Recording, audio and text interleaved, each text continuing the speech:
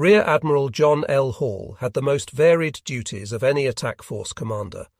He not only commanded 11 Fib Force, but supervised the training of ships in Force U as well as his own assault force. All United States fire support ships reported to him and conducted shore bombardment exercises under his command.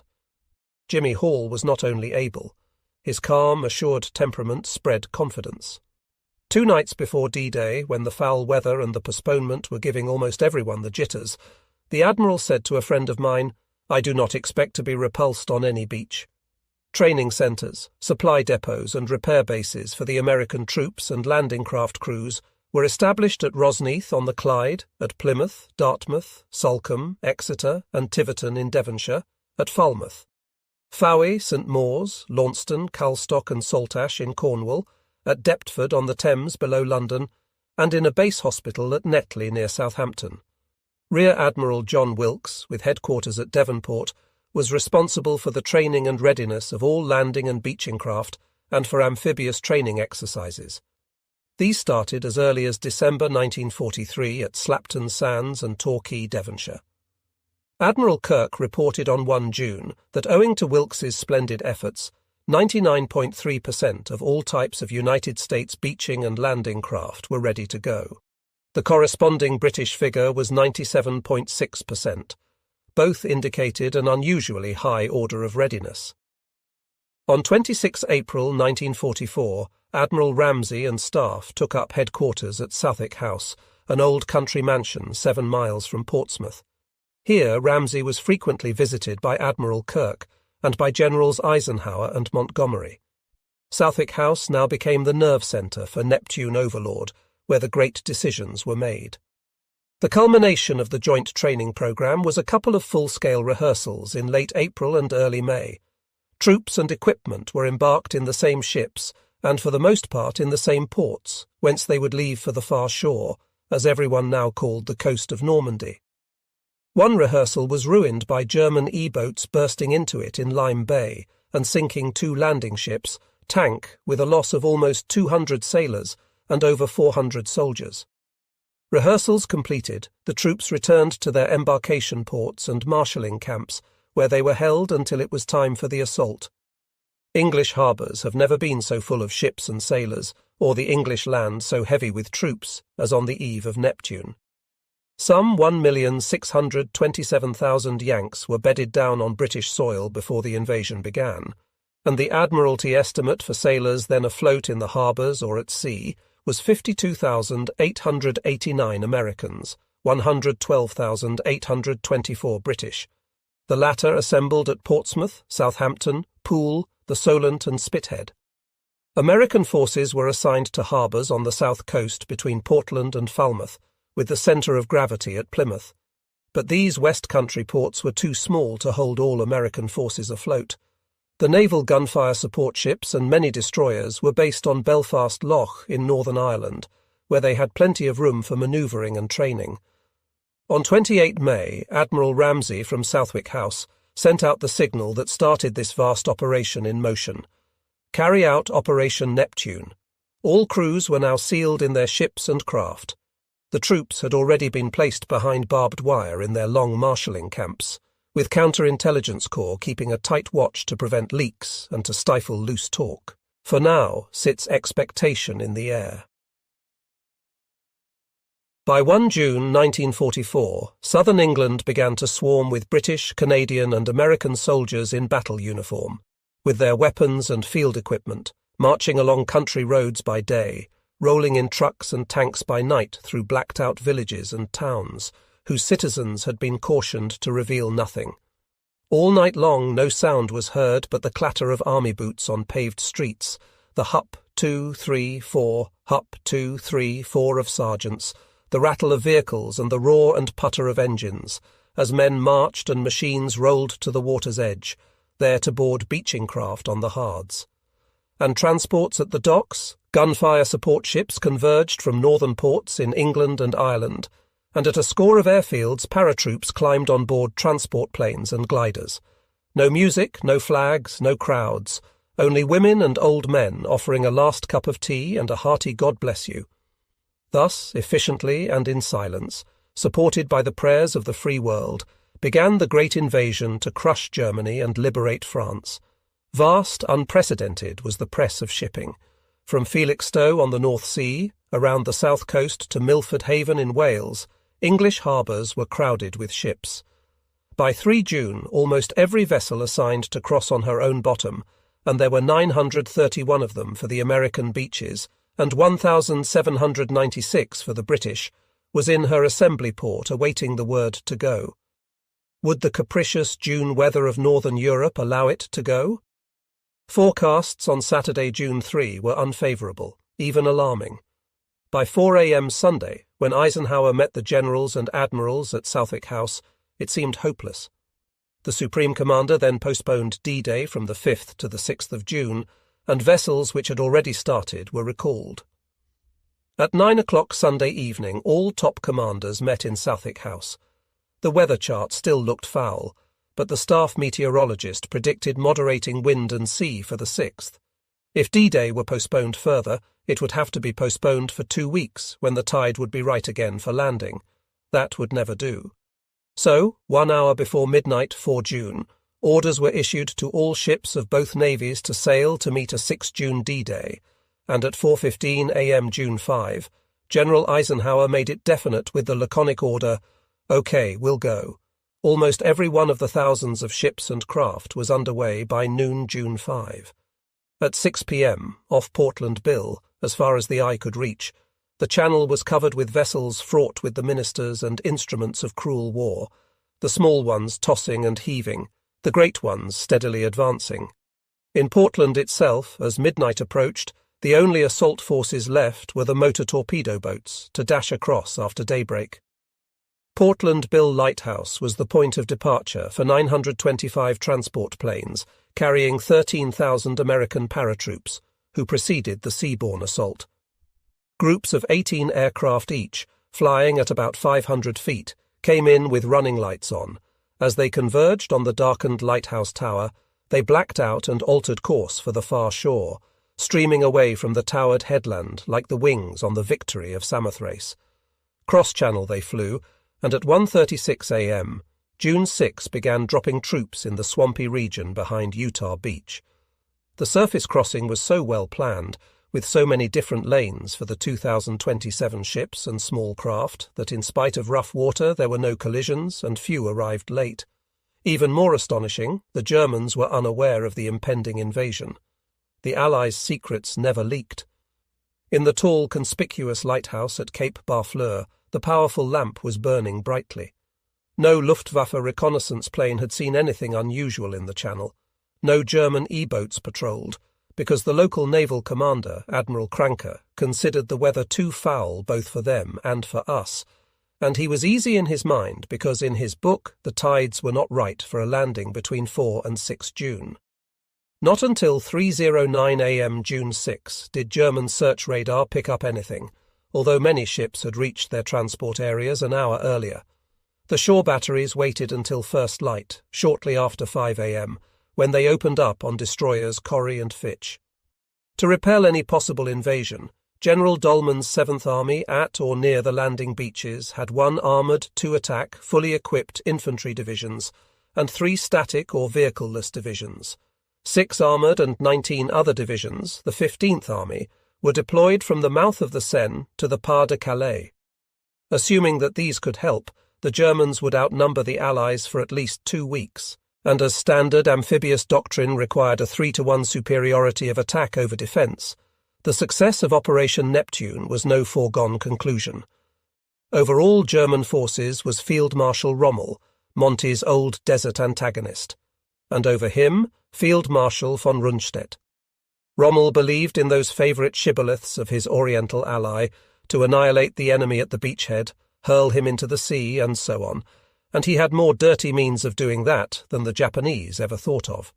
First, a line of underwater mines, then all manner of mined obstacles on the beaches designed to trip up landing craft and disembowel men, then the Atlantic wall of casemated and mobile guns, so placed as to enfilade the dry parts of the beaches, with plenty of landmines planted behind them. Hitler supported this water's edge defence concept of his favourite general, whom he was to liquidate shortly. The Führer, in an impassioned speech to his principal commanders on 20 to 21 March, declared that the enemy assault must be repelled within a few hours in order to prevent the re-election of Roosevelt, who, with luck, would finish up somewhere in jail. Churchill, too, would be finished, and the Allies would never be able to launch another invasion. Thus, D-Day caught the Germans in France unready to meet an invasion, and with only one stout leg to their strategic tripod, the army. More than half of that was pinned down in the Pas-de-Calais because of a successful deception by the British, the creation of a phantom army around Dover. But the Atlantic Wall, that crust of steel and concrete girdled with mined obstacles, inadequate as it proved to be for stopping the American, Canadian and British troops, was the most formidable barrier encountered by any amphibious assault in history. It might even have been a fatal barrier, but for the Allies' priceless asset of surprise, which they maintained right up to H-hour of D-Day. The 9-mile stretch of beach on the east coast of the Cotentin-Cherbourg Peninsula, which we named, and the French still call Utah, is featureless. A shelving beach backed by dunes, such as one finds in 1,000 places from Canada to Key West. The Germans had not paid as much attention to this, fortunately for General Collins's 7th Corps, as to Omaha, or to the British sector, but they had built a concrete wall along the edge of the dunes, planted thousands of underwater mines, and had some sections of beach swept by fields of gunfire.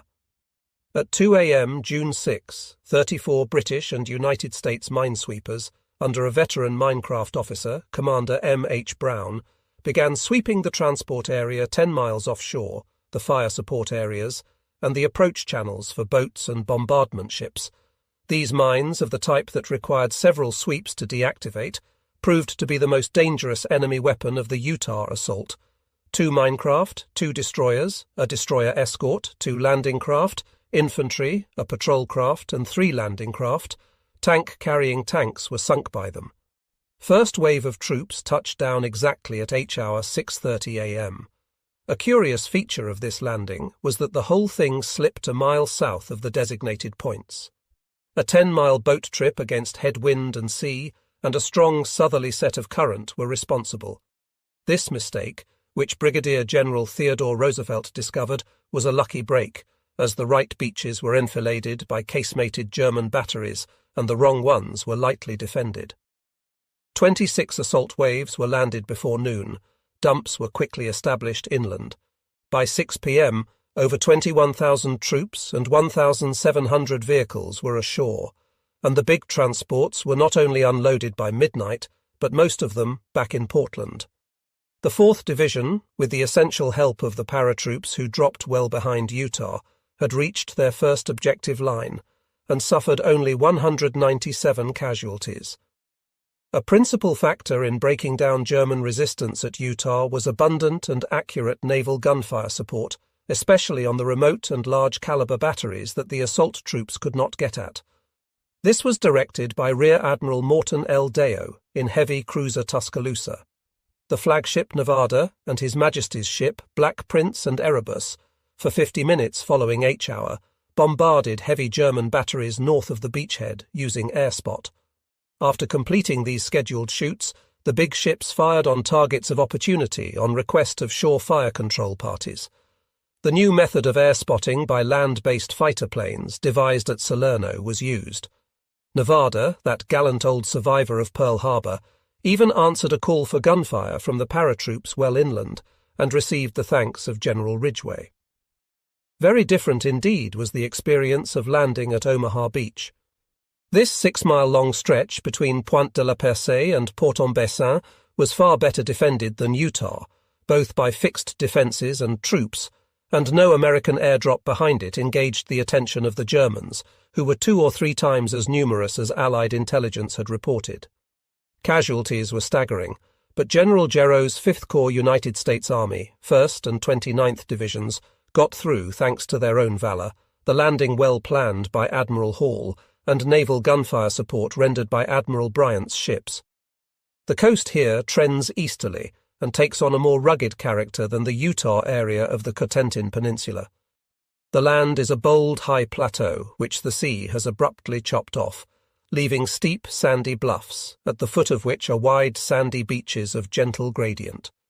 According to plan, the troops landed along this coast at or near low water, so that underwater demolition teams would have a chance to blow beach obstacles while the flats were dry, and rising tide, which rose to 22 feet on D-Day, would make it easier for reinforcements to get in.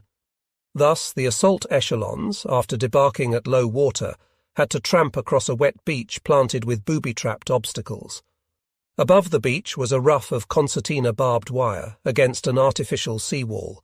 Having surmounted that, the GI found himself on a level, grassy area, 150 to 300 yards wide, heavily mined and devoid of cover. On the inland side of this level shelf was a line of bluffs, through which there were only 4 exits, deep ravines eroded through the plateau. Each exit was thoroughly covered by gunfire from concealed concrete emplacements, which could not be reached by naval guns. Altogether, the Germans had provided the best imitation of hell for an invading force that American troops had encountered anywhere.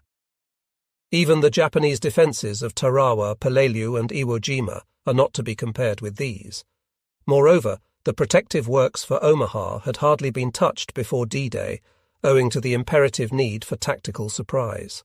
Allied air power had concentrated on isolating, not pounding, the beachhead, and the Navy was not given the time to do much damage on D-Day morning. Minesweeping by British and Canadian minecraft began before midnight and was effectively concluded by 3:55 a.m. The fire support ships, led by 32-year-old Arkansas and including 2 French cruisers, arrived at 2:20 a.m. The assault elements of the 1st and 29th Divisions, 16 big transports, 205 beaching craft and numerous small craft, arrived half an hour later. By 4:30 a.m. the initial boat waves were on their way to the beach from the big transports, anchored 11 miles offshore. There was no enemy reaction until 5:30 a.m., half an hour before sunrise, when a light battery began firing ineffectively at Arkansas and several destroyers. For 35 minutes, beginning at 5:50 a.m., Texas and other gunfire support ships worked over the beach exit that led to Vierville. Arkansas and His Majesty's ship Glasgow plastered the Les Moulins area. French cruiser Georges Leyte and other ships smacked the Saint Laurent Plateau where the military cemetery is now located. All this did some good, but not nearly enough, and the 484 B-24s of 8th Army Air Force, which were supposed to bomb the major enemy strongpoints after the ships lifted their fire, missed the beach altogether and dropped their stuff on crops and cattle 3 miles inland. At H-hour 6:30 a.m., when the naval bombardment ceased, a new and ominous noise was heard. From Pointe de la Percée to Port-en-Bessin, German automatic weapons and artillery began belching fire on landing craft at the water's edge. A bloody morning lay ahead. First casualties were the destroyers, dual drive, amphibious tanks scheduled to land 5 minutes ahead of the infantry. These were fitted with bloomers, canvas water wings, which were supposed to afford enough flotation to enable them to churn ashore if launched from landing craft, tank a mile or more off the beach. On this occasion, the bloomers failed to bloom in the rough water, and 27 out of 32 tanks destined for the eastern half of Omaha Beach went straight to the bottom, carrying most of their crews with them.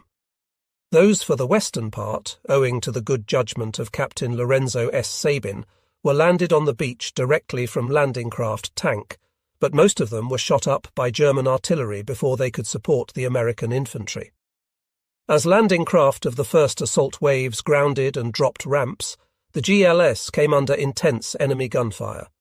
They had to wade through 50 to 100 yards of water, then cross 200 to 300 yards of beach, dodging the fixed obstacles, to the protection of the seawall. Some drowned after one wound or a stumble. Others were blown to bits by the mines, or, if only wounded, lay on the beach until the flood tide drowned them. So many company officers were killed or wounded that survivors, crouching under the seawall, knew not what to do next. Only 2 companies out of the 8 in the first assault wave were on the beaches where they were supposed to be. By 8 a.m., not a man or a vehicle had moved inland in the western sector, and very few had done so in the eastern, and the congestion became so great that at 8:30 a.m. the head beachmaster ordered no more boats to land until it could be cleared up. The busiest people in this phase of the assault were the 16 underwater demolition teams of 7 sailors and 5 army engineers each, trying to blast boat channels through beach obstacles before they became submerged by the rising tide. One team was wiped out by an enemy salvo just as it landed. Another had its charges all set to blow when a direct hit set them off and killed every man but one. Before the flood tide, rising 12 inches every 8 minutes, forced them to vacate, these brave men had blown 5 big channels and 3 partial ones through the hideous array of murderous obstacles. Once the assault started, landing and beaching craft crews were completely on their own, with no direction from senior officers. They had to use their own judgment. Neither admirals nor generals could learn what was going on. 3 troop-laden landing craft infantry were hit by artillery fire and burned. Their survivors had to swim for it. For 2 hours after the beachmaster suspended landings, about 50 landing craft, tank and landing crafts, infantry milled about looking for gaps in the obstacles. 2 young skippers then broke the stalemate. Lieutenant S.W. Brinker crashed landing craft, Tank 30 through and beached, her automatic weapons blazing at an enemy strongpoint, which shot her up so that she had to be abandoned, but her vehicles got ashore. Lieutenant E.B. Kohler followed with landing craft Infantry 554, but managed to retract after landing his passengers. And after this example, the shoreward movement was never interrupted. Most of the artillery scheduled to land between 8 a.m. and 9 a.m. was boated in Duke EWs, which were unable to cope with the choppy sea. Only 5 made the beach, hence only 1 army battery managed to get into action on D-Day. But the place of the drowned artillery was proudly taken by the 5-inch guns of the support destroyers. At 9:50 a.m., Admiral Bryant called to all gunfire support ships over talk between ships. "Get on them, men, get on them. They are raising hell with the men on the beach, and we can't have any more of that. We must stop it." Magnificently they complied.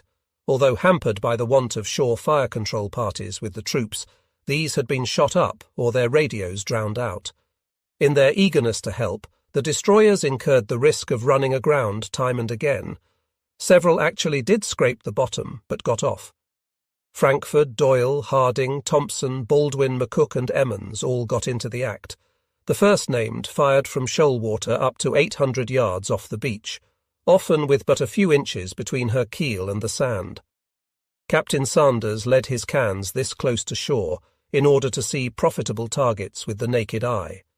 The battleships and cruisers, using air spot by pairs of Spitfires as off Utah, took on inland strongpoints and batteries, and Texas in the afternoon helped materially to clear one of the beach exits with shellfire. She and Archie between them shot off 771 rounds of 14-inch on D-Day.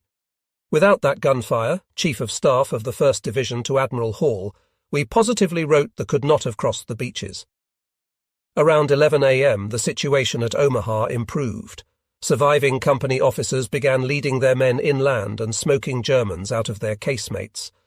Enemy artillery fire on the beaches diminished during the afternoon. Engineers bulldozed 2 new roads inland, and tanks started rumbling along them. Army artillery began to come ashore in strength. By dark, the better part of 5 regimental combat teams were ashore, and the beachhead extended a mile or more from high water mark. Admiral Kirk, thinking over D-Day 10 years later, said, "Our greatest asset was the resourcefulness of the American sailor." Throughout the confusion created by heavy enemy fire on the boats and explosions of mined obstacles, the bluejackets kept their heads, found means to beach. Not always on the right beach, retracted, brought in another load under fire, never flinched, never failed. Destroyer sailors risked grounding and being pounded to pieces by shore batteries. Battleship sailors did their best to knock out strongpoints. Minecraft sailors were in there first, sweeping. Underwater demolition teams, the naked warriors, sacrificed themselves to help the others. Courage there was in plenty, but the resourcefulness of these young sailors made courage and training count. That evening, when General Gero set up headquarters on the beach, his first message to General Bradley, still on board Augusta, was, "Thank God for the United States Navy."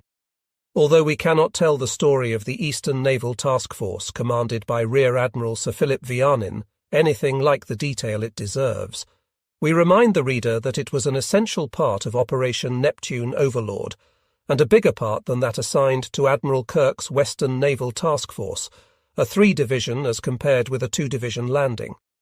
All troops concerned were British or Canadian, but many beaching craft of the United States Navy participated, just as British landing craft, minecraft and support ships were used in the American sector. The British assault area extended from Port-en-Bessin, where Omaha ended, about 25 statute miles eastward to Ouistreham, at the mouth of the River Orne. The 3 assault landing beaches, Gold, Juno and Sword, were separated from one another by reefs which prevented access to the shore. Landings in this sector, as at Utah, were preceded by a paratroop drop.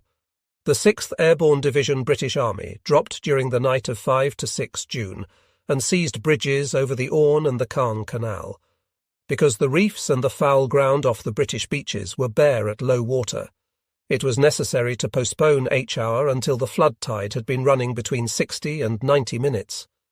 This gift of time was well improved by the Royal Navy to bombard selected strongpoints with high-caliber shell for almost 2 hours by daylight, 4 times as long a bombardment as the United States Navy had opportunity to deliver at Utah and Omaha.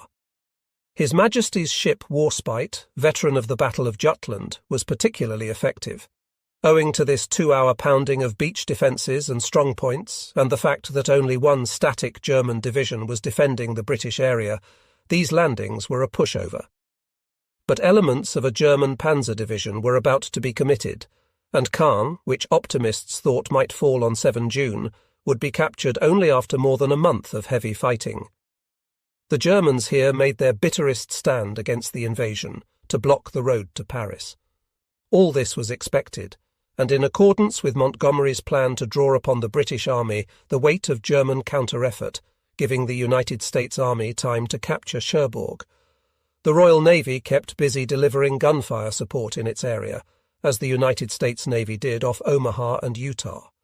There was not a day and hardly an hour after 6 June when one or more British battleships, cruisers or destroyers were not supporting Sir Miles Dempsey's Second Army. Since the British sector lay close to Le Havre, a German advanced naval base, the British gunfire ships were subjected to frequent night raids by enemy torpedo boats and lost several ships. At Admiral Ramsay's request, Bomber Command Royal Air Force hit Le Havre harbour with 2,000 tons of bombs shortly before midnight 14 June. The effects were catastrophic. 3 torpedo boats, 10 E-boats, 15 R-boats, several patrol vessels and harbour defence vessels, and 11 other small craft were sunk. Others were badly damaged. And at dusk, 15 June, the Royal Air Force hit Boulogne with a similar raid, sank 25 R-boats and small craft, and damaged 10 others. Thus, within 2 days, the German surface fleet threatening the Allies in the Bay of the Seine was wiped out. But there were more to come. E-boats were shipped into Le Havre by rail. 47 one-man human torpedoes came out in July and sank 3 British minecraft. Remote-controlled explosive motorboats were employed with some effect. All these secret weapons were mere flea-bites to the British, annoying them without even delaying the invasion. British coastal craft, aided by American motor torpedo boats, set up a close blockade of Le Havre, which squelched that source of nuisance. These events on the east flank are an interesting commentary on Admiral Mahan's doctrine of the ineffectiveness of special devices and a mosquito fleet against a seagoing navy. The British were shuttling thousands of men and hundreds of ships between the English coast and the far shore every day and night, under the noses of the Germans at Le Havre, a city that had land, sea and air communications with Germany. The enemy had plenty of torpedo boats, small craft and secret weapons, but they availed him naught, and his U-boats, which might have raised havoc among the invasion fleet, were kept out of the channel by a tight air and surface patrol. Consolidation of the American beachhead and the beginning of a massive buildup began on 7 June. Although the troops had scanty artillery and tank support from their own elements that day, they enjoyed ready and accurate naval gunfire support, which frustrated the enemy's attempts to counterattack. Behind Utah, Generals Barton and Collins devoted their efforts to cleaning out pockets of resistance, and the 4th Division extended its line about 2 miles to the north. Admiral Deo's gunfire support group had another busy day. Nevada broke up a troop concentration. Quincy obliged the army by smashing a few bridges over the Douvres River. Tuscaloosa took on a 155mm coastal battery near San Vaast, which was straddling destroyer Jeffers, and which Nevada finally demolished. The same sort of thing went on at Omaha as the beachhead enlarged. So well had the airdrops and deception done their work that no German reinforcements reached the American battle area before June 8. By that time, the original defenders had been all but obliterated. These reinforcements afforded the gunfire support ships plenty more shoots during the next 6 days. Army aviation engineers had a 3,500-foot runway good enough for transport planes ready by 9 p.m. June 8. 4 full divisions were ashore at Omaha on the 9th, and 2 at Utah, not counting the paratroops, who were fighting harder than anybody. 6 more divisions were landed on the American beaches by 22 June, and the millionth Allied soldier to arrive in France got there on the 4th of July. Unloading at Omaha was greatly facilitated by Mulberry A, an artificial harbour composed of concrete caissons that were towed across the channel and sunk, enclosing a sheltered harbour as big as Gibraltar's, with 3 pontoon section runways where landing ships, tank could unload at any stage of tide. In addition, both Omaha and Utah had a gooseberry, a sheltered harbour for small craft created by sinking a line of old ships parallel to the shore. Both were British projects and British built. Those at the American beaches were functioning by 16 June. The aspect of these lonely stretches of beach, where nothing bigger than a small fishing boat had ever landed, was astounding. Omaha's Mulberry A had become the most active port in Europe, with the British Mulberry B a close second. Leaving it to others to describe the movements of troops ashore, we must record German counterattacks on the naval forces, which stood by for call fire for 2 weeks. The German Air Force flew up about 1,000 aircraft from Germany and Italy, and expended them freely in a vain endeavour to hamper the Allied build-up. Their attacks began on the night of 7 to 8 June, when they sank destroyer Meredith with a glide bomb, and next day they got a Liberty ship.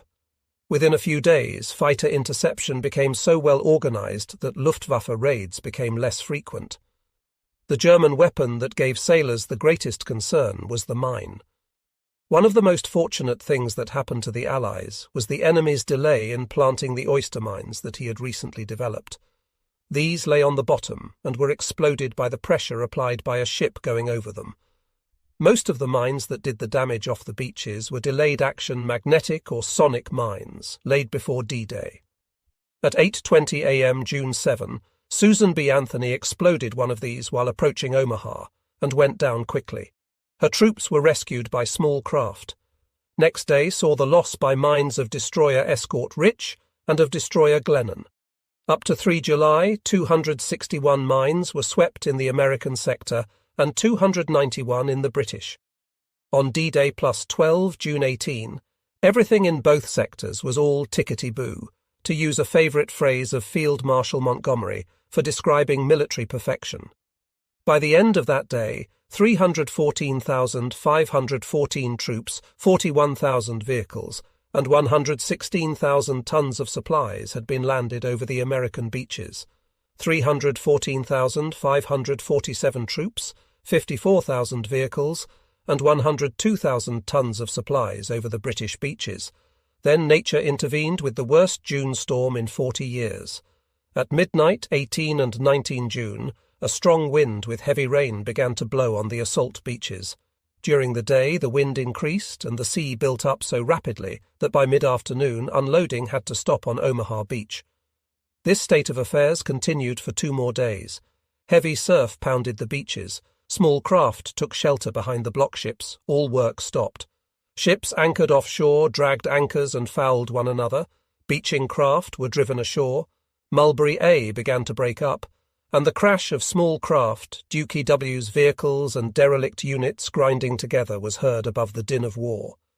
When the wind abated on 22 June, the Omaha beaches were a shambles of stranded and wrecked craft, coasting vessels, barges, and mulberry fragments. General Bradley was appalled by the desolation.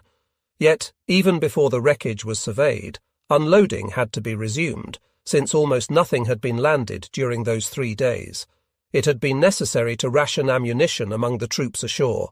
Unloading soon recovered momentum, and on 24 June 15,525 troops, 3,321 vehicles, and 11,562 tons of supplies were landed over the Omaha beaches alone. Mulberry A was so thoroughly broken up that Admiral Kirk decided to make no attempt to repair it. Mulberry B at Arromanches was far less damaged, owing to its partial protection by the off-laying reefs and capes. Most of the gooseberry breakwaters of sunken ships at Omaha and Utah held fast. This storm warned all hands that their hold on Normandy was precarious. Until the Allies could capture Cherbourg, the nearest major port, they would be at the mercy of tricky English Channel weather. "We've got to get to Cherbourg in a hurry," was the theme of every staff conference at First Army headquarters. Fortress Cherbourg contained a garrison of over 40,000 men. The German commander had been charged by Hitler to make it impregnable. The Führer knew that the Allies must have a port to supply their armies, and thought he could stop the invasion by denying it to them. By 22 June, General Collins's 7th Corps, now beefed up to 6 divisions, 2 squadrons of motorized cavalry and 2 tank battalions, was ready to advance. The 3 divisions which did most of the fighting lost over 2,800 killed and 13,500 wounded in liberating Cherbourg, but it will not detract from the Army's glory to point out that the United States Navy delivered an important Sunday punch on 25 June. Admiral Deo commanded the bombardment force, which comprised most of his Utah fire support ships, together with others from Omaha. They silenced a coast defense battery of 150mm guns at Querqueville and delivered carefully air-spotted fire on German strongpoints in the town, into which the American troops were now breaking.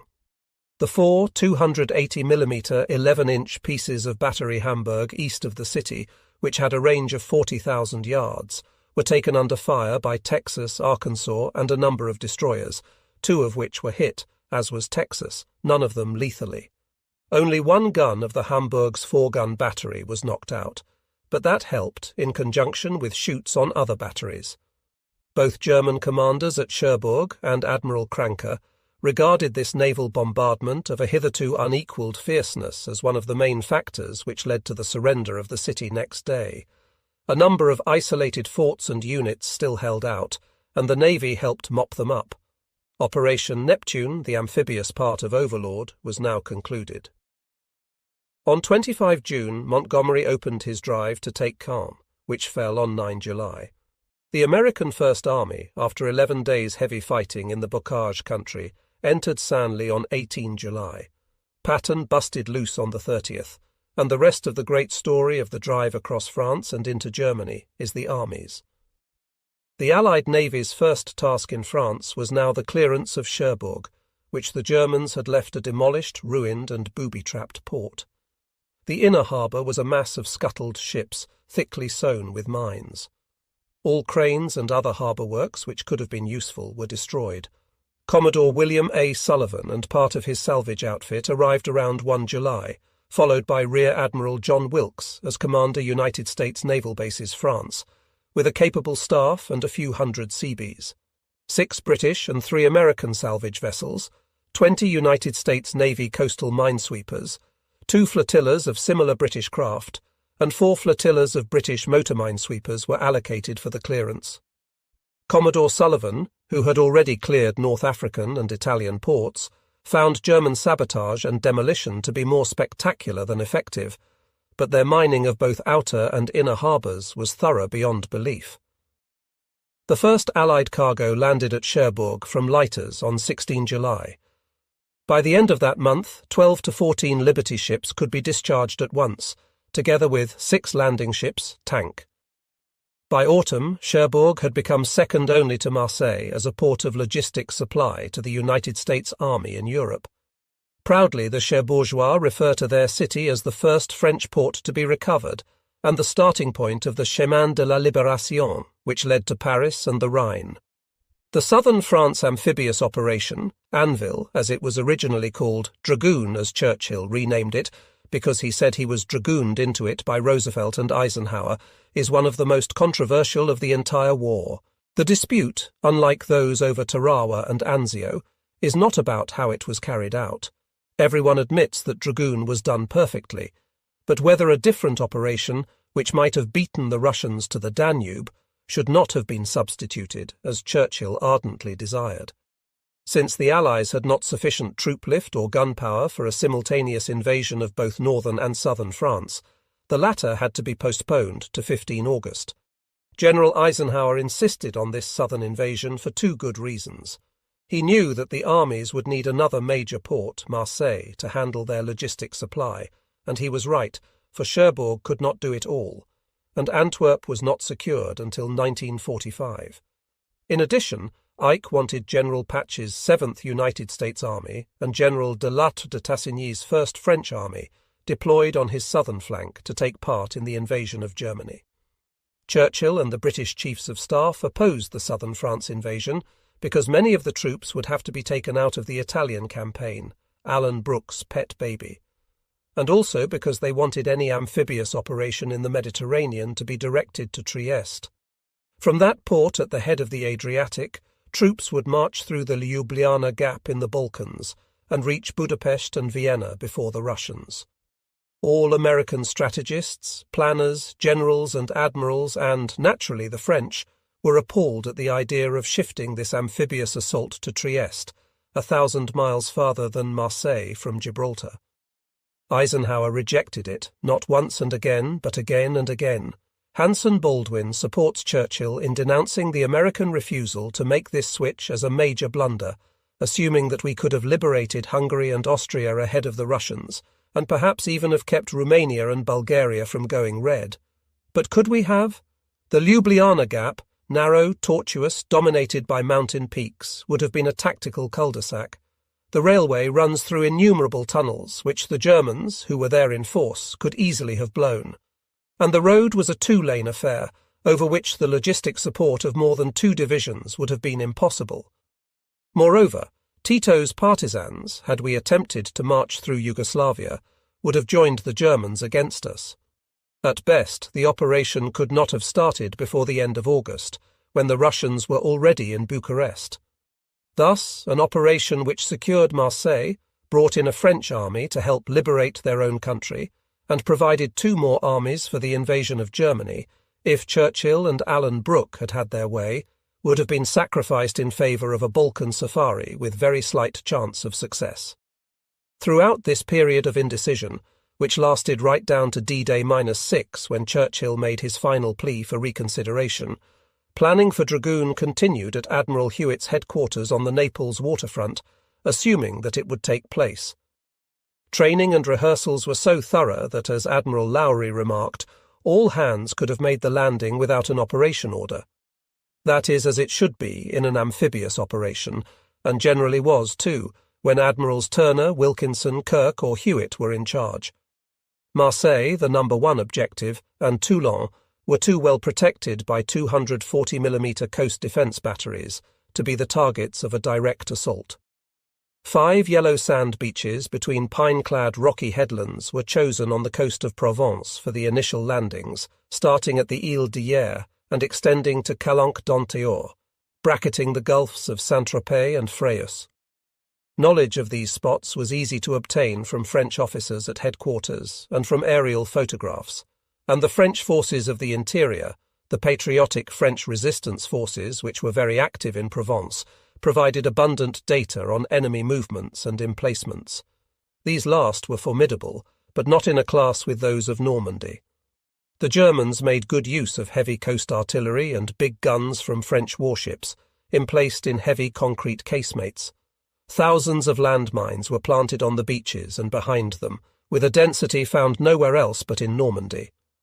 Underwater obstacles were far less formidable than on the northern coast, and the Navy, after its experience there, was better prepared to cope with them.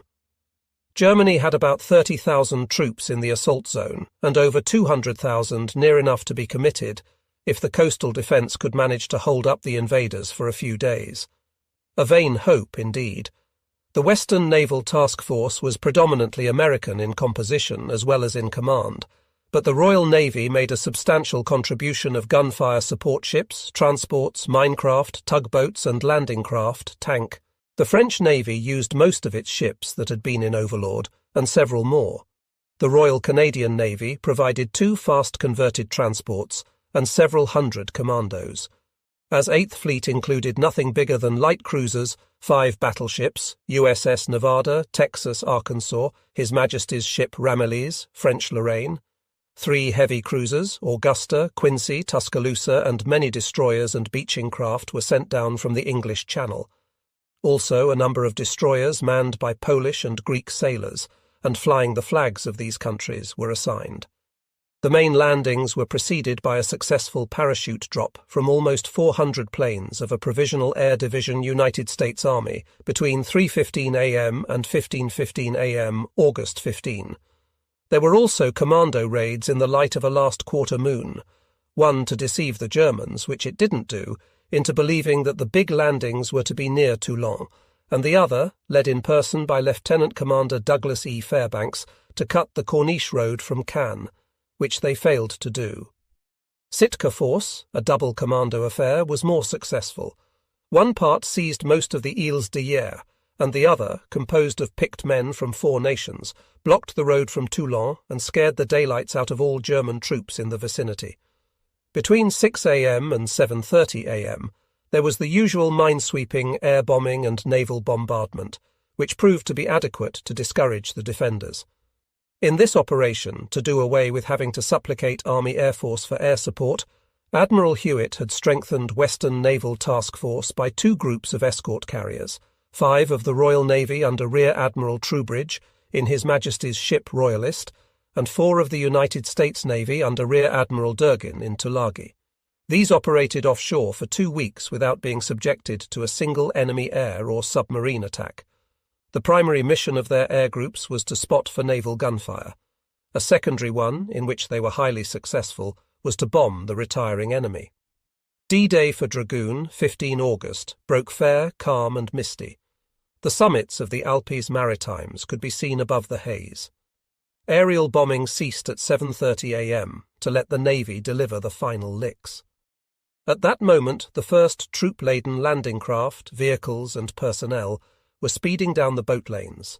Fire support destroyers opened a heavy drenching fire on the land behind the beaches. Rocket-equipped landing craft, tanks spouted missiles onto the beaches themselves. Then comparative silence, when one heard only the hum of landing craft engines. Now the first wave of landing craft began hitting the beaches on the 30-mile front.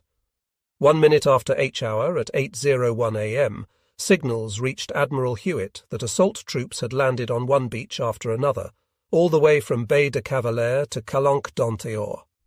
The Alpha landings on each side of Cap Camarat were almost too easy. Nothing went wrong. By nightfall D-Day, some 16,000 men and 2,150 vehicles were ashore, and the Germans had been cleared out of this wooded peninsula.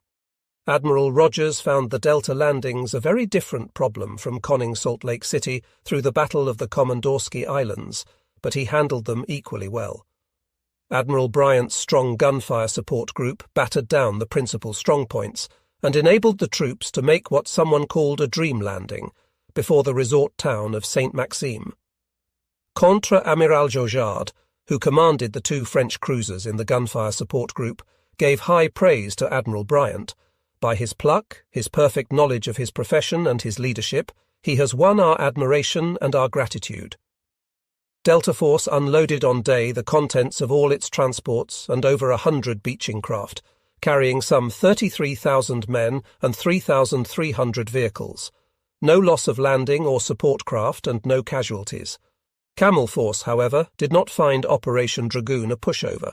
It drew the only section of the target coast that was thoroughly mined and well defended, an area extending from Pointe des Issombres to the Gulf de la Napoule, facing Cannes. On its west flank, the shores of the Gulf de Frejus, overlooked by the town of Saint-Raphael, were badly wanted by the army. Here, where the sluggish Argent flows into the sea, the French before the war had built a small airfield and seaplane base behind the beach, the only one on the water's edge in Provence. As the Argens Valley is a natural invasion route to the interior, had been so used for at least 1,500 years, the Germans guessed that we would land there and had prepared a hot reception.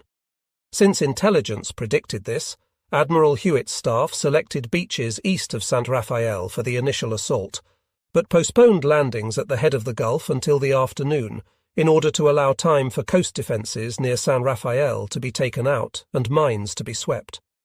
Admiral Deo's gunfire support group banged away at prearranged targets until 8 a.m. and succeeded in neutralising many strongpoints. The landings of the 36th Division on Beach Green met with no opposition whatever. Beach Blue, at the head of Calanque d'Anthior, was a little tougher. After these 2 points had been taken, the gunfire support ships helped the troops' successful fight to occupy St. Raphael and the rest of the Golfe de Fréjus.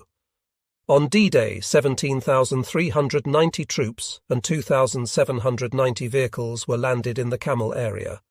The Navy's task in Operation Dragoon was only half accomplished by the successful landings on 15 and 16 August.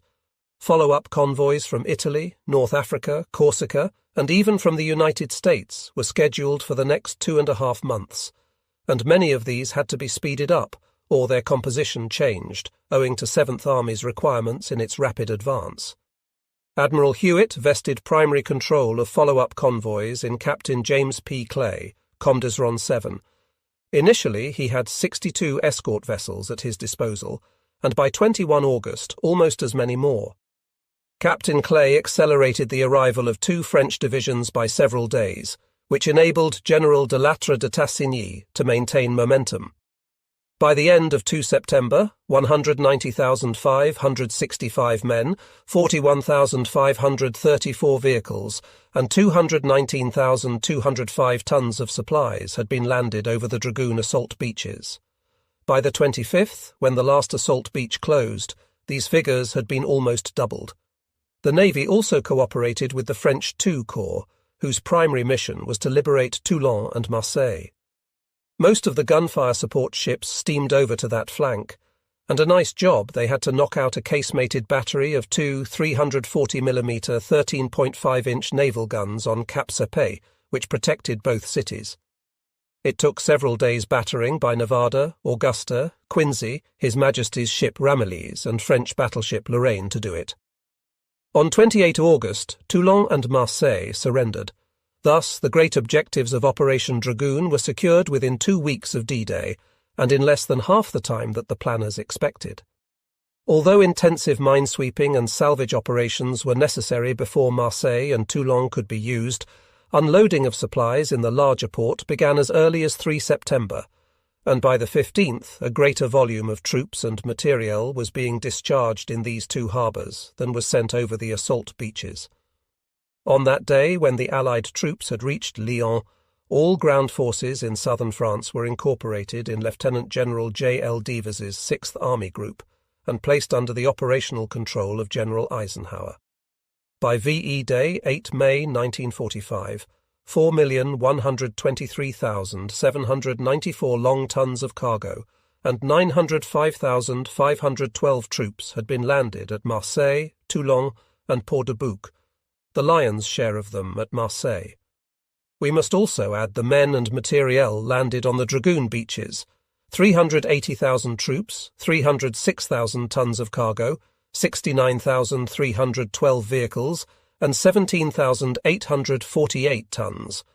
Gasoline to 25 September, when they were closed. In such wise did Operation Dragoon justify itself.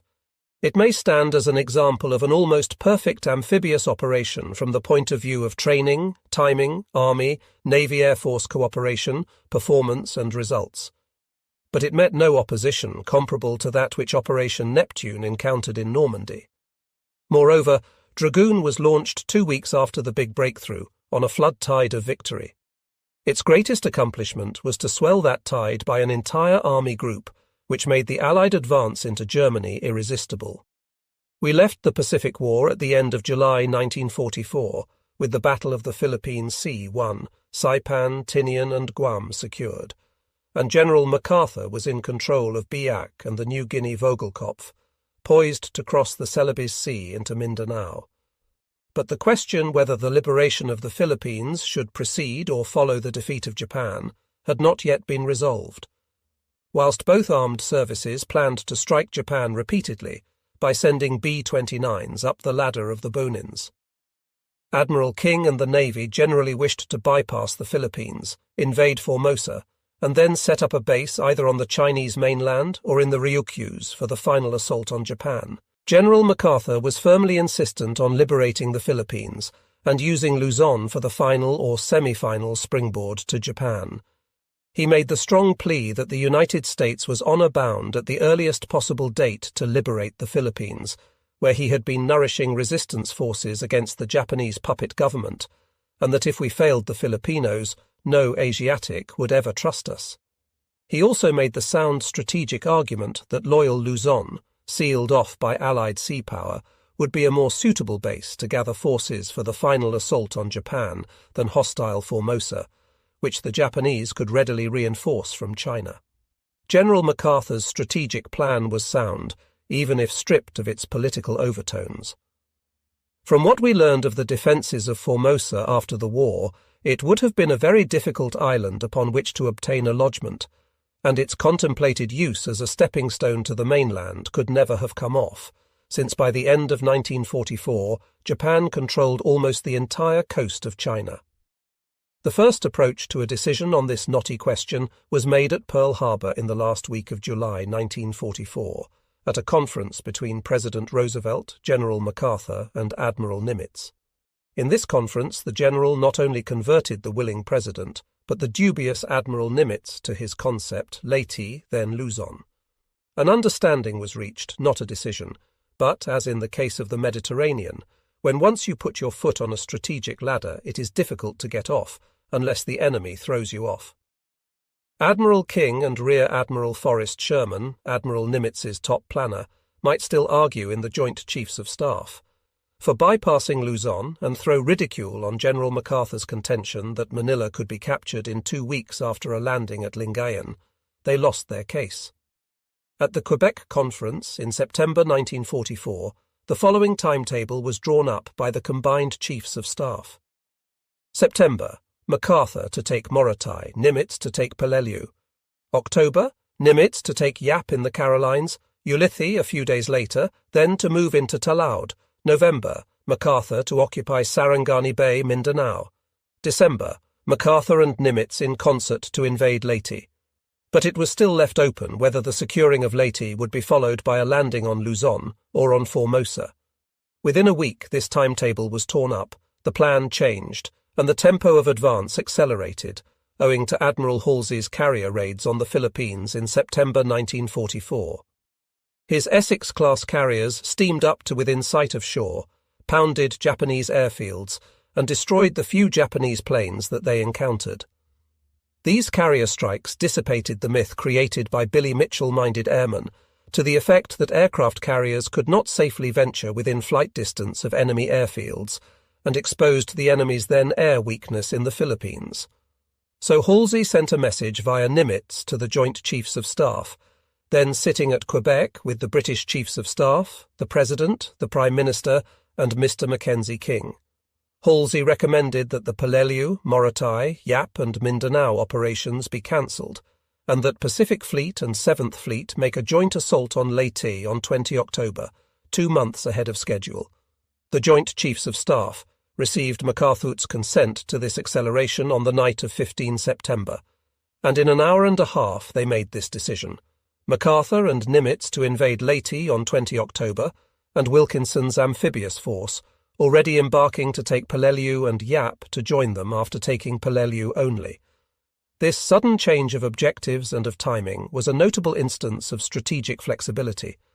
The logistic plan, of course, required radical changes, but they were made, and the amphibious assault on Leyte became one of the most successful of the war. Another important decision at Quebec in September 1944 had to do with participation of the Royal Navy in the Pacific War after the defeat of Germany, which most strategists at that particular moment thought would take place before the end of the year. The British Chiefs of Staff, for a year or more, had been discussing plans for this participation. Admiral King wished the Royal Navy to operate eastward from the Indian Ocean, recapture Singapore, and help puncture the bloated Japanese Empire from the south. This concept was pleasing neither to Churchill nor to the First Sea Lord, They wished the Royal Navy to get into the thick of the fighting alongside the United States Navy as it approached the Japanese home islands. General MacArthur did not want the Royal Navy under his command, unless it were in the form of a task force attached to the United States 7th Fleet under Admiral Kinkaid. Admiral King did not want the Royal Navy in the Central Pacific at any price, and said so frankly, creating unnecessary offence. It was not that King was anti-British, or that he disliked sharing the anticipated spoils of a Pacific victory. The root of his objections, purely and simply, was logistics. Ships of the Royal Navy were short-legged, accustomed to putting into a base for replenishment and upkeep about every 2 or 3 weeks. American warships were long-legged, staffed with technicians capable of making extensive repairs at sea and able to fuel at sea while making 12 to 15 knots speed. For the fast carrier force's Pacific Fleet, there had been developed a mobile service base of auxiliary craft which provided the fighting ships with everything they needed at sea, from replacement aircraft and spare engines to cigarettes, so that these vessels could and did keep the sea literally for months. Since the Royal Navy did not enjoy these facilities, Admiral King feared it would become a drain on us for logistic supply. President Roosevelt, for the sake of preserving good Anglo-American relations, overruled the Admiral's objections and required American planners to find a place for a British fleet in the final operations against Japan in 1945. That they did, and the United States Pacific Fleet was grateful for Royal Navy support at Okinawa, and later. Before invading the Philippines, a few islands were considered necessary as advanced bases: Morotai, Peleliu, and Ulithi. Morotai was wanted as a stepping stone to Mindanao, before the Mindanao invasion had been cancelled, and as a base whence the nearby big island of Halmahera, where the Japanese had a large garrison and some 8 airfields, could be neutralised. Landings there were carried out on 15 September by units of Admiral Barbé's 7th Fib, lifting the 31st Infantry Division, with Rear Admiral Russell S. Berkey commanding the support force. They were virtually unopposed. Army engineers and 2 airfield construction squadrons of the Royal Australian Air Force moved in, and the first airfield was ready for October. Morotai played an important role in the great operation coming up, because it was the only Allied airbase from which short-range fighters and light or medium bombers could be staged up to Leyte. The 5th Army Air Force, or forces, used it as a springboard, and had 162 aircraft ready to go in as soon as the airstrip was ready. On 15 September, Vice Admiral Wilkinson's 3rd Fib landed on Peleliu, southernmost island but one of the Palau group. This was a very different proposition from Morotai.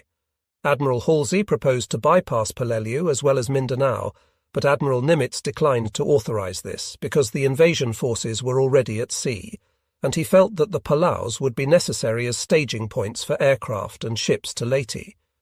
They did prove useful, though hardly necessary, and considering that the capture of Peleliu and the adjacent small island of Angaur cost almost as many American lives as the assault on Omaha Beach, it would seem that Commander-in-Chief Pacific Fleet here made one of his rare mistakes.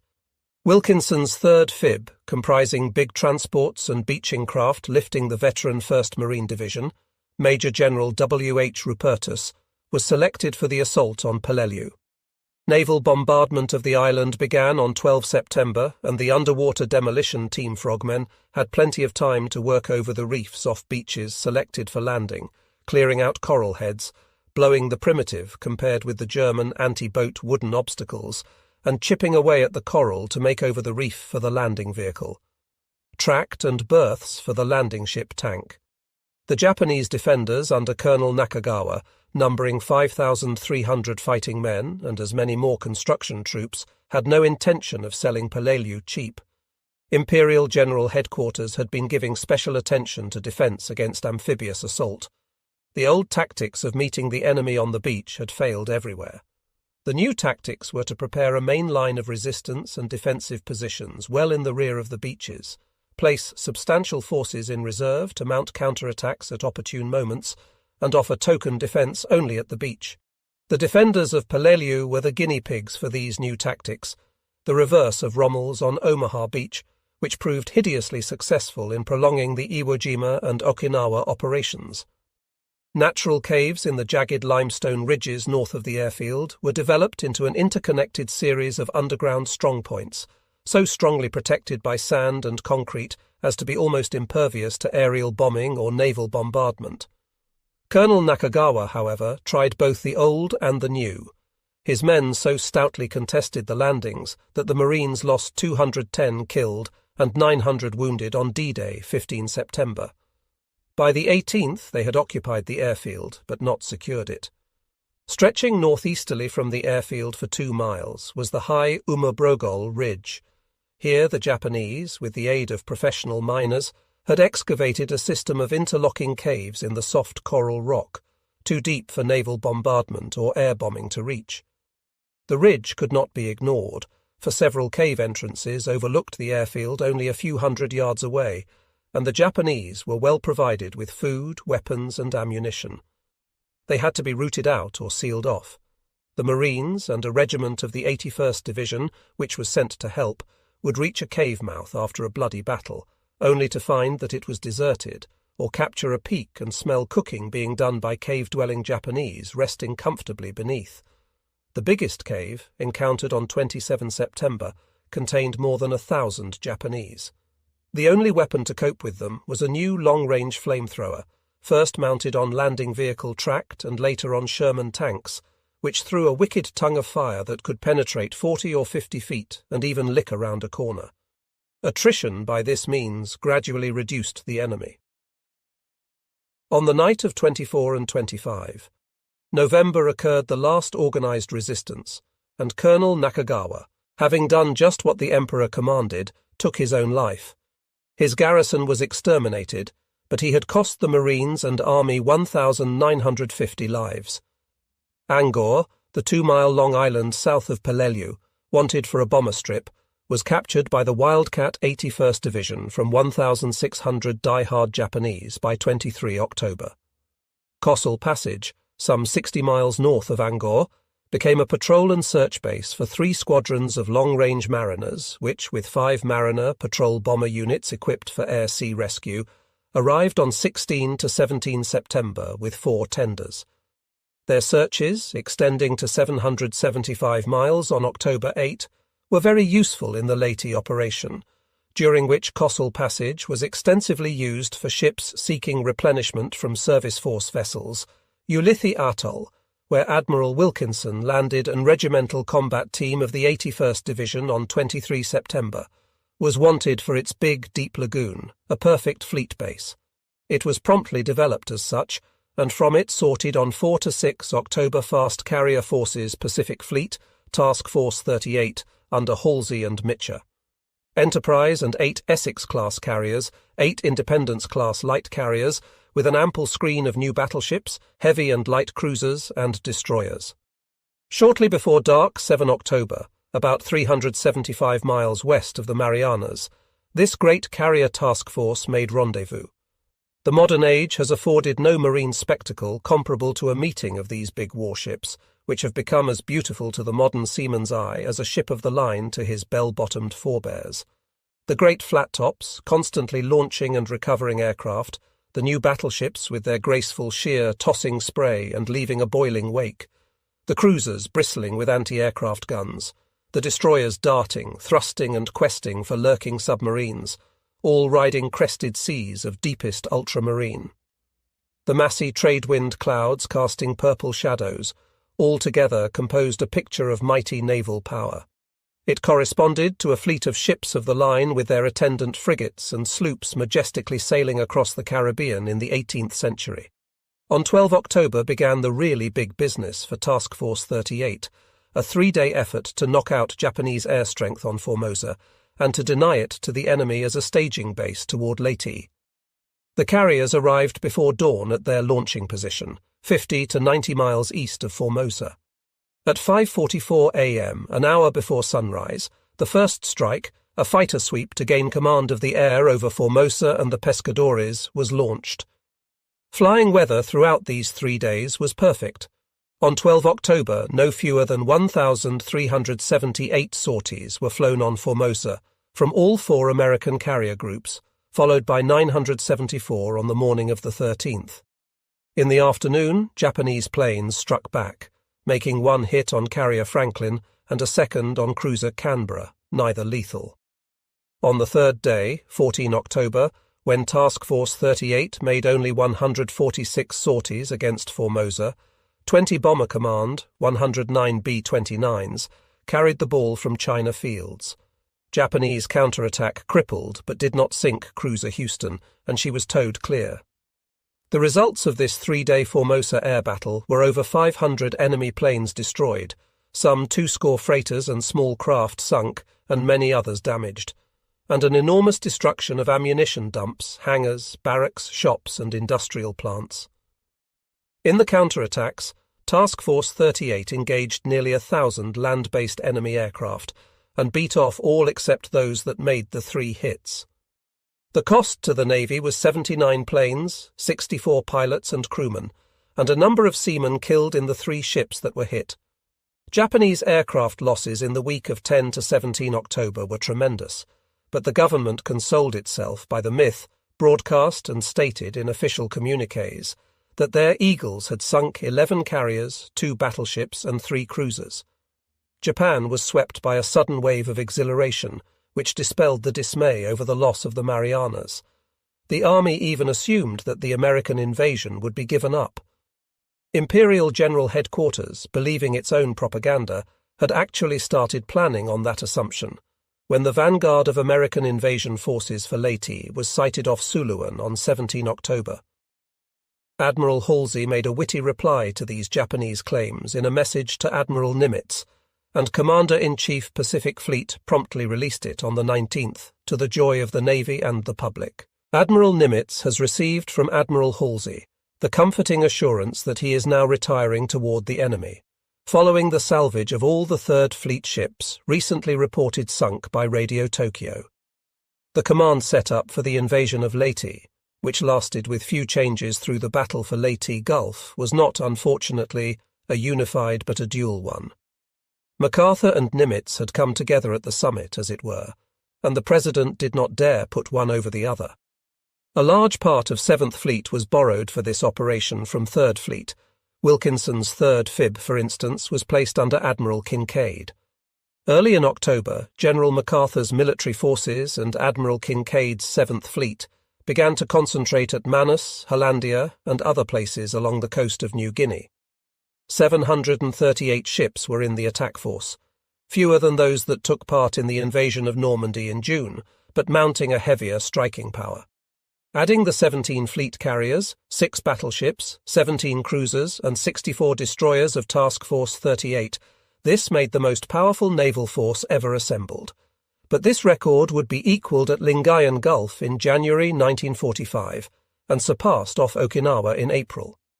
On 10 October, the northward movement began, slow minecraft which were to sweep safe channels for the transports in the van. Commander Wayne R. Loud's minesweeping and hydrographic group arrived off Leyte Gulf 17 October, and at 6:30 a.m. began sweeping the approaches to Dinagat and 3 smaller islands, Calicoan, Suluan and Homonhon, which divided the entrances to Leyte Gulf from the Philippine Sea. Air reconnaissance showed that the enemy had installations on them, probably search radar whose electric feelers would signal the approach of the forces of liberation. They did, and at 7:50 a.m. this Dinagat group was sighted by the Japanese garrison on Suluan, whose commander promptly notified Admiral Toyoda, Commander-in-Chief Combined Fleet. He issued the alert for Show 1, his planned naval battle, at 8:09 a.m., and ordered important elements of Combined Fleet to get underway at once. By noon 18 October, all islands commanding the entrances to Leyte Gulf had been secured by the Rangers. Rear Admiral Jesse B. Oldendorf, who commanded the gunfire support ships, then steamed boldly into the Gulf and commenced bombarding the landing beaches to cover operations of the underwater demolition teams. As Assault Day 20 October broke, Admiral Wilkinson led the parade, as he called it, from a rendezvous point 17 miles outside Desolation Point. Admiral Wilkinson's southern force was now steaming toward its transport area off Dulag, and Admiral Barby's northern force for its anchorage in San Pedro Bay, as the northern inside bight of Leyte Gulf is called. A Japanese patrol plane approached to take a look and was shot down. The sun rose out of a yellow haze over Samar, and light spread over the calm green waters of Leyte Gulf. Mist dissolved from the mountains, and the palm-fringed beach, behind which lay the enemy, became clearly visible. In villages and hideouts ashore, Filipinos and the few Americans who had managed to survive the tragic events of 1941 to 1942 peered out through coconut palms at this mighty fleet. Joy filled their hearts, and prayers went up to heaven, for they knew that the hour of deliverance was at hand. President Roosevelt, in a message broadcast to the Philippine people that morning, declared, "On this occasion of the return of General MacArthur to Philippine soil with our airmen, our soldiers, and our sailors, we renew our pledge. We and our Philippine brothers in arms, with the help of Almighty God, will drive out the invader.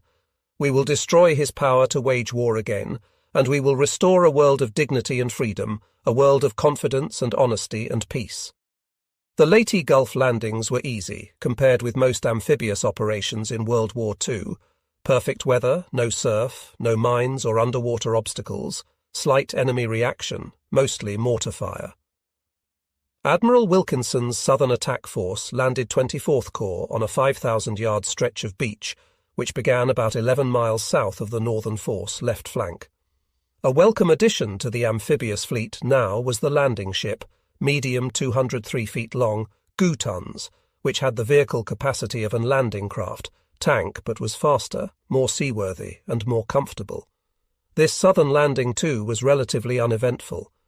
Dulag was captured by the 7th Division around noon, and the 96th Division drove the Japanese out of their principal strongpoint on Phil 120 and raised the flag there at 10:42 a.m., less than an hour and 3/4 after the first troops landed. Liberation of the Philippines was off to a good start. Dulag and Tacloban airfields fell into American hands on 21 October, and Army engineers promptly went to work improving them. The 24th Division took Mount Ginhandang by 9 a.m., and Tacloban itself, with the only docking facilities on Leyte, was captured that day.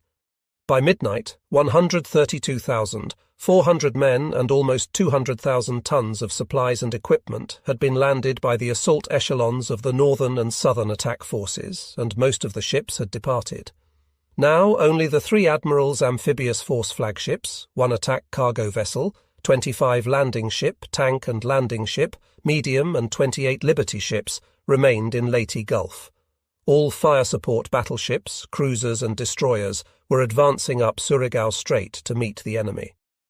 Lieutenant General Kruger had set up 6th Army Command Post ashore, and the amphibious phase of the Leyte operation was over, and the first phase of the great naval battle for Leyte Gulf had already been fought.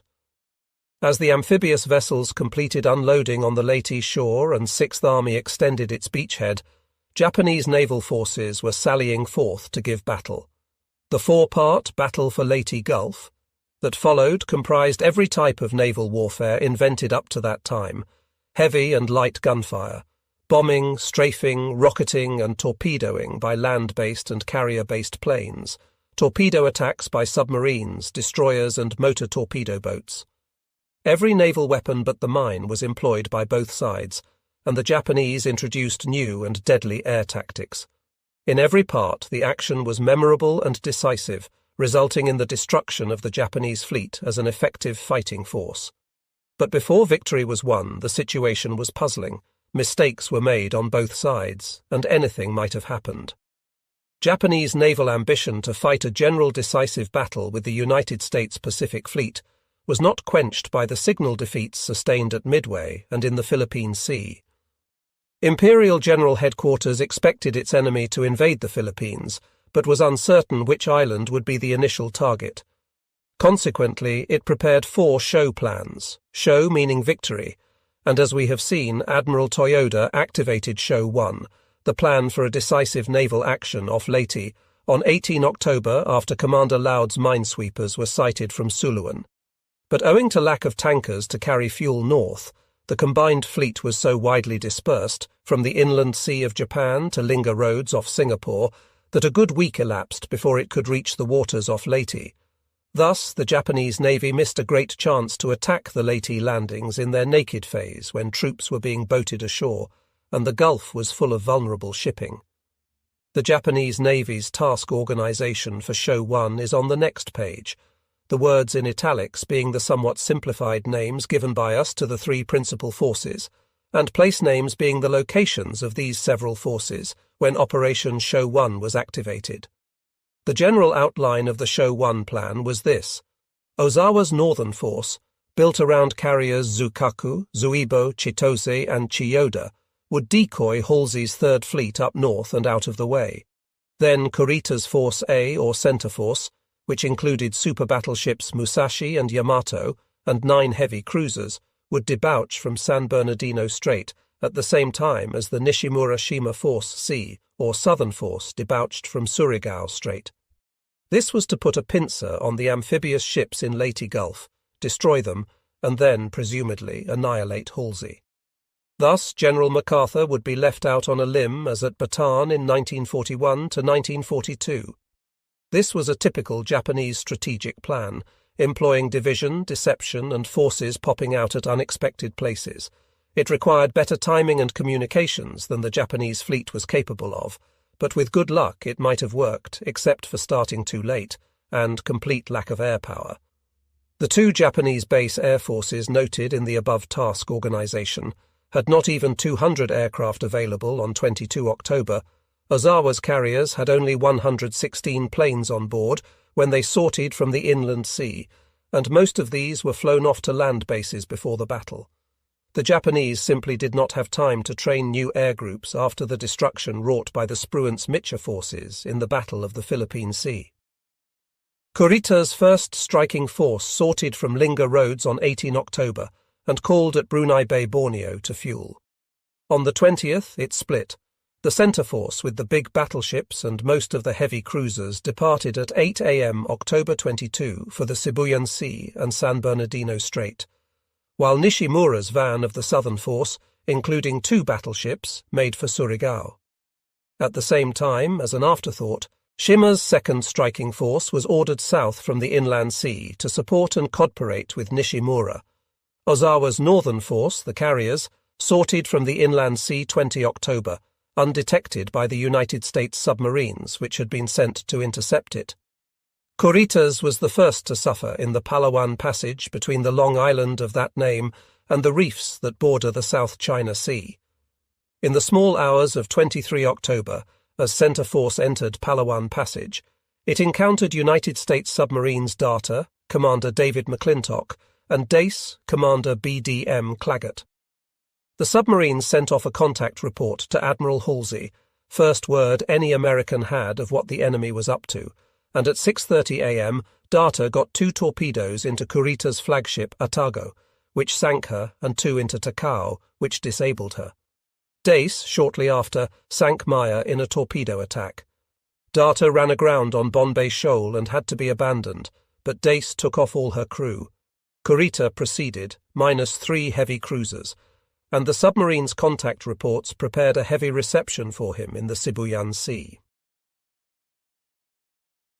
By noon 24 October, 3 of the Halsey-Mitchell fast carrier groups were deployed on a broad front, Sherman's Group 3 to the northward, Bogan's Group 2 off San Bernardino Strait, Davison's Group 4 about 60 miles off southern Samar. The stage was set for an air-surface engagement, the Battle of the Sibuyan Sea, first of the 4 major engagements that constitute the battle for Leyte Gulf. But before Mitchell's planes could strike Kurita's ships, Japanese land-based planes attacked Admiral Frederick Sherman's Task Group 38.3. Most of them were intercepted and shot down, but one Judy made a lucky hit which went through several decks of light carrier Princeton, exploded the torpedoes stowed below, and did her in. Cruiser Birmingham, which had closed the carrier to help fight fires, was badly damaged by a tremendous explosion of Princeton's torpedo stowage, but eventually was saved. While Princeton was vainly struggling for survival, some 259 sorties of Mitchell's planes were wreaking vengeance on Kurita's ships in the Sibuyan Sea. Kurita had no combat air patrol, base force being too heavily engaged in counter-attacking Task Force 38 and super battleship Musashi, after taking 19 torpedo and 17 bomb hits from Intrepid, Cabot, Essex, Lexington, Franklin, and Enterprise aircraft rolled over and went down at 1935 with great loss of men. Other ships received hits, but all except heavy cruiser Myoko were able to proceed. Moreover, the milling around and evasive courses of Kurita's center force in this attack, which lasted intermittently most of the day, delayed the Showa timetable by 7 hours. It was no longer possible for Kurita to rendezvous with Nishimura and Shima inside Leyte Gulf at break of day, even if the last two got through, and neither did. Both parts of the southern force, Admiral Nishimura's Force C or Van, comprising battleships Fuso and Yamashiro, heavy cruiser Mogami and 4 destroyers, and Admiral Shima's second striking force or rear, comprising 2 heavy cruisers, a light cruiser and 4 destroyers, were sighted by carrier planes before noon 24 October. Vice Admiral Kincaid, Commander 7th Fleet, correctly estimated that Southern force would try to penetrate Leyte Gulf via Surigao Strait that night and took measures accordingly. At 2:43 p.m., he ordered Rear Admiral Jesse B. Oldendorf, who commanded all 7th Fleet fire support ships at the Leyte landings, to prepare to meet the enemy.